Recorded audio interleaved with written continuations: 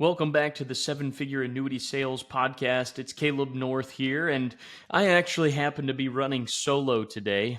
Chad and our president, Josh, they're both out of state. They're actually out in California, and they're doing a bunch of business meetings with some very, very well-accomplished, high-achieving businessmen that they've been in a course with. And so, yes, even we pay for training and learn from people who have been where we're trying to get to. And so that's kind of a shameless plug for you agents to get plugged into Retirement Realized Agents Academy and join the Annuity Architects training program. But point is, I'm going to be running solo today, and I'm talking today about a few things that have come up in conversation very recently with agents. I think it's a little bit top of mind for a lot of agents right now, but it's also been a bit of a coaching point, and they're very unrelated. So I'm going to talk a little bit about tracking your numbers and why you should be tracking your numbers and what that actually looks like and some strategies to do it well. And then I'm also going to talk a little bit about Roth conversions because that's been one, for some reason, that has been particularly common lately, coming up with agents asking me about, my thoughts on Roth conversion. So we'll start with tracking. And guys, really, the heartbeat and the reason behind why you should be tracking your numbers is because without it, you can't make very good educated decisions for your business. Sometimes it seems like, agents, it's just easier to buy the leads, buy the marketing program, whatever it is that you're using, and then you write some business and you get paid and you hope that what you make on it is, 2, 3, 4, 5, 10 times more than what you paid, but you don't really know any of the in between. If I were to, call 100 agents and say, hey, what's your appointment rate? What's your close rate? What's your average case size? Most agents would not be able to tell me what that is. So then when that agent needs to go and make a business decision about an area of their process that they need to improve, they don't really know where to improve or what to try and get better at because they don't know the weak spot.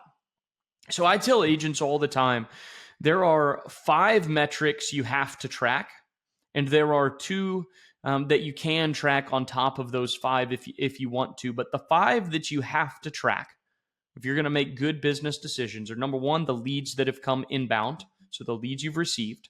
Number 2, your appointment rate. Okay, so of those leads, how many appointments have you set? Number 3 is your sit rate.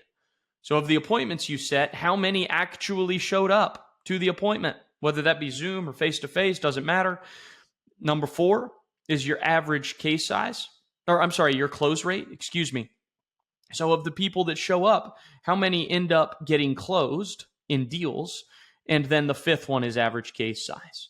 And here's the trick with that, guys, is you're not going to just track that across all of your leads combined. You want to track each of those things for each lead system or program or marketing program individually. Okay.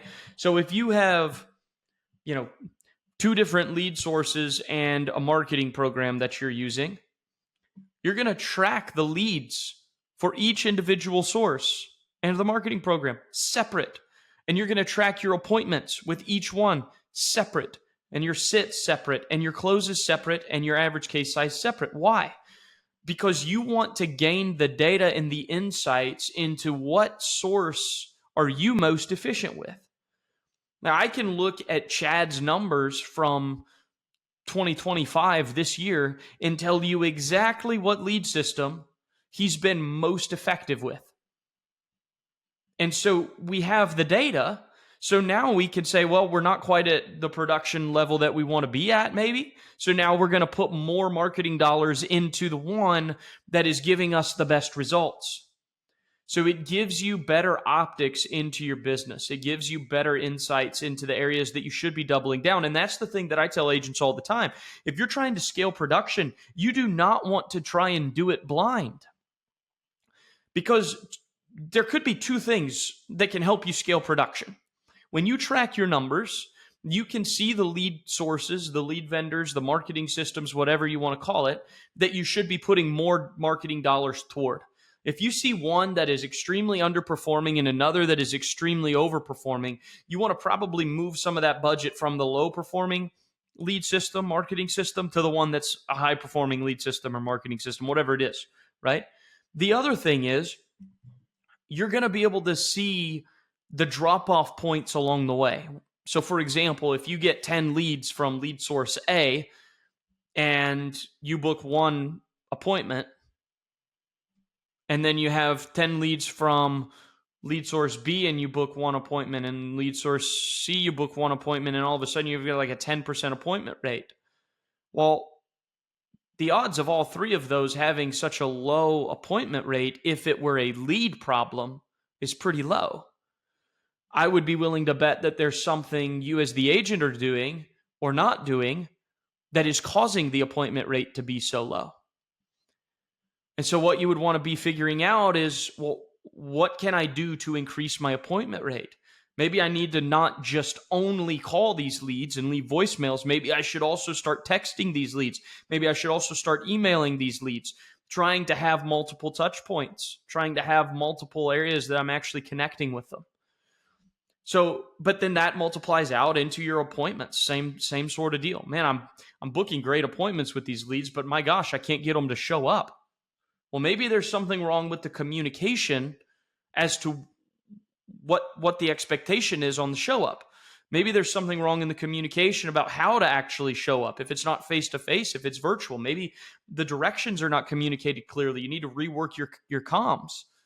Maybe you're having a lot of sits, but man, your closes are really low. You meet with 5 people, you close one maybe out of the 5. Say, well, there's probably something in the appointment process that isn't going well. It's not the right thing.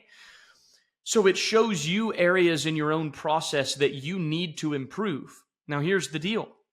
When you track the numbers and you can see the lead systems that are working well and the ones that are not, and you can see the areas of your process that are working well and the areas that are not, it allows you to try and grow production from 2 angles. It allows you to put more into the lead systems that are working effectively, and it allows you to find the areas of improvement that you need to make. So now you're not spinning your wheels trying to figure out what's wrong. You actually know, oh, there's something on my calls that's not right. There's something in my communications that's not right. There's something in my appointment that's not right, or my closing that's not right. I guarantee you, if your average case size is low, it's probably because your fact finding is not right. So it shows you areas you can improve, but it probably isolates one area as opposed to you thinking something's wrong with these leads. It's like, well, no, what if there's just one thing in your process that you need to shore up, make it better, improve it to actually then start having the success you want to have with the leads? So that's kind of my take on tracking. You want to track your leads in, your appointments booked, your sits that you actually have, your closes that you make, and then your average case size. And if you want to add 2 other points of tracking, you can track your calls, the attempts to contact, your calls, your texts, your emails, and then you can also track your contact rate, because not everybody that you talk to is going to end up becoming a lead. And so you might have a lead system that you're talking to a lot of people, but you're not maybe converting those into appointments, and that's probably a you issue. Or you have a very, very low contact rate and a very high appointment rate on the contacts you make. So you get 20 leads, you talk to 2 of them, and both of them become appointments. It's like, well, dang, if I could talk with more people, I bet you I could get more appointments on these. And that's a 100% conversion of the people I've talked to. So now I got to figure out ways to get more people on the phone. And maybe, again, that's expanding the ways you're attempting to contact them and talk with them. So bottom line, track your numbers. Now, the other thing that I've found come up pretty frequently lately is this idea of Roth conversions, and when should we do Roth conversions and when should we not, and all of those things. And it's a pretty hot topic, right? Because the idea here is clients don't want to pay taxes. I mean, who does? Clients, they see the idea of a Roth conversion, and sometimes agents will bring it up as like that's what they need to do, and they like the idea of getting to tax-free. The question becomes, what are the odds of them paying the taxes now, and then what happens in that account after it's tax-free actually equate to more net benefit to the client than if they had left it taxable? Well, We don't know what the market's going to do. We don't know how long they're going to live. So it makes it really hard to try and know exactly what would be the better option. Like when it comes to a Roth conversion, we will always know in hindsight what was the best choice, doing it or not doing it, but we will never know for sure until we get down the road. So being able to look back and see what happened, what kind of market performance did we have, and what kind of longevity did we have, that will play a massive role as to whether or not a Roth conversion is the most advantageous for a client. So all that to say, there's not a hard and fast rule. I think sometimes agents can approach the conversation as if it is only Roth conversion. You have to do a Roth conversion. It's the best thing you can do. And you make it out to be like the blanket statement for all people. And then other times this agent's probably saying, well, no, Roths are never the solution. Well, here's my personal take on the matter. And then we'll wrap up the episode today. But my personal take is that the older you get and the more you make, the less advantageous a Roth conversion is. Which is to say that a Roth conversion or having a Roth account is always most advantageous the younger you are and the lower your income is, the lower your tax threshold. Okay? So really we should be talking with, high school and college students, seniors in high school, college students, young professionals that can fund it, about Roth conversions. That's where we're going to have the maximum impact. Why? Because theoretically, they should be at a lower tax bracket than they will be in the future. And they have the most time for those tax-free dollars to accumulate interest and compound interest over the years. So they're basically double dipping in the benefits from a tax perspective and from an interest perspective over time. When you get to somebody that's 50, 55, 60, 65 years old, sometimes, golly, I see people talking about in their 70s or 80s about doing a Roth conversion. It's like, well, there's not really a whole lot of time left to enjoy the benefits of that. You get to somebody there, and the benefits are not necessarily the same. Like if they're still working, the odds are very good that they're earning more then than they've ever earned before. So arguably, they're at a higher tax bracket and a higher tax threshold than they'll ever be. Okay, so what they do choose to convert is already going to be tax points higher than what it would have been a long time ago. Okay, the other thing is the time that they have to make back what they pay on taxes and then some tax-free. And the time is more limited because they're not 30 years old, they're 60 years old. Well, that's 30 years of interest that you don't get on a tax-free account that you would have gotten at 30 that you're not getting at 60. So the time that they have left for the Roth to have its maximum impact is less, okay? Now, here's just a general thought that I have about it. I don't fully understand, unless there is a mathematical way to prove that it is financially advantageous to Roth convert. I don't understand the logic behind the idea that I don't want to pay taxes on my money, so I'm going to choose to pay all the taxes on my money. Think about that for a second. You understand that to convert to Roth, you are having to do the very thing that you are not wanting to do. And also, if you choose to lump sum convert, you are choosing to take on effectively the highest amount of tax that you can on that money, because you're going to have portions of that money that move up through the brackets depending on how much you're converting.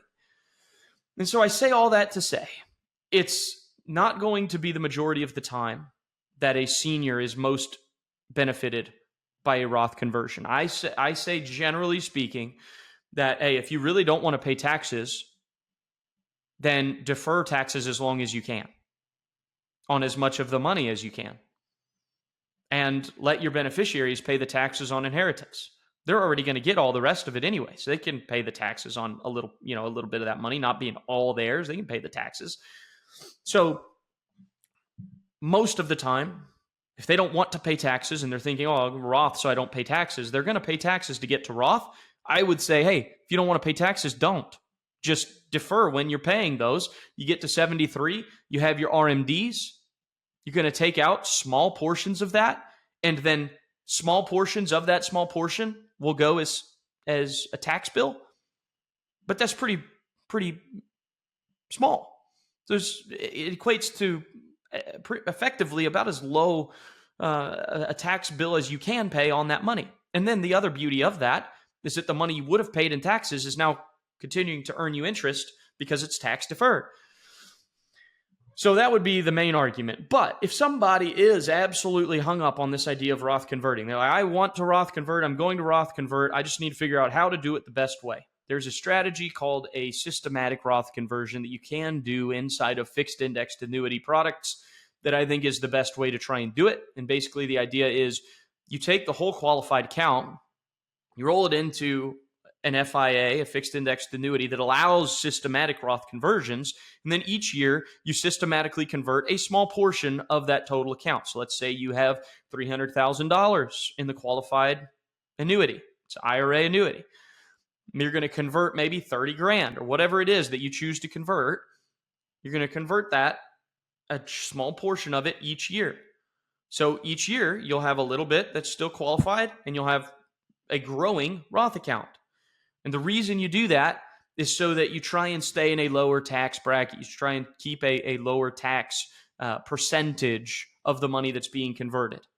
If you were to pay the taxes on 30 grand versus the taxes on 300,000 all up front, there are going to be large portions of that 300,000 that end up in a maximum tax bracket. So you might save yourself 1, 2, 5, 8 points in taxes, depending on how it's structured, by doing a systematic Roth conversion. So that's like drinking from a fire hose today, I'm pretty sure. And we are at the time for today. So I hope that helps you. I know it's kind of a hodgepodge of content today, but I do hope that encourages you to track your numbers. If you're not already, you got to track your numbers. You will reap the benefits tomorrow and next year and 2 years from now if you'll track your numbers today. And for those of you that are dealing with Roth questions, there's some thoughts for you to ponder as well. And as always, if you have any other questions, don't hesitate to reach out to me. Caleb North with Retirement Realized. And this is the 7-Figure Annuity Sales Podcast. And as always, happy selling.